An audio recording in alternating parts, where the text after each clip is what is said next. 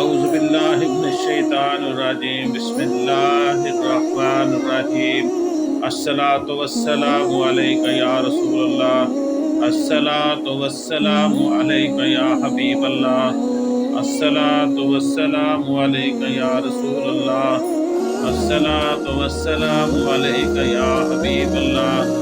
غم پریشانیاں زندگی کا حصہ ہیں، غم اور پریشانیاں زندگی کا حصہ ہیں۔ جس نے اپنی پریشانی پر قدم رکھا اور اللہ پر توکل کیا اور صبر کیا وہ جیت گیا۔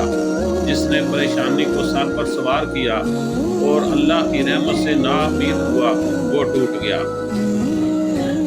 گھر میں خوشحالی لانے والی 7 چیزیں کون سی ہیں، یہ میں تفصیلاً آپ کو یہاں پر بتانے جا رہا ہوں، آپ کی اسکرین پہ بھی چاٹ رہی ہیں۔ سب سے پہلے جو خوشحالی لانے والی چیز ہے وہ ہے قرآن کی تلاوت، وہ قرآن کی تلاوت ہے۔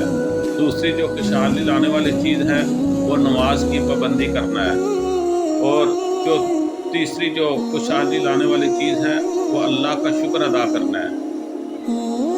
نمبر 4 خوشحالی لانے والی جو چیز ہے وہ مجبوروں کی مدد کرنا ہے۔ مجبوروں کی جب ہم مدد کرتے ہیں تو خوشی کے ساتھ ہمیں دعائیں دیتے ہیں، جب وہ دعائیں دیتے ہیں تو اللہ تعالیٰ اس کے بدلے میں ان کے لیے خوشحالی لاتے ہیں۔ گناہوں سے توبہ کرنا یہ بھی خوشحالی لانے والی 7 چیزوں میں سے ایک چیز ہے۔ انسان کو ہمیشہ جو اس نے گناہ کیے ہوں ان سے ہمیشہ توبہ کرنی چاہیے، اس طرح اس کے گھر میں خوشحالی آ جاتی ہے۔ نمبر 6 عزیزوں سے اچھا سلوک کرنا چاہیے۔ جو اس کے عزیز و اقارب بہن بھائی رشتہ دار ہیں، جو بھی ہیں، دوست احباب ہیں، سب کے ساتھ اس نے اچھا سلوک کرنا ہے تو پھر اس کے گھر میں خوشحالی آئے گی۔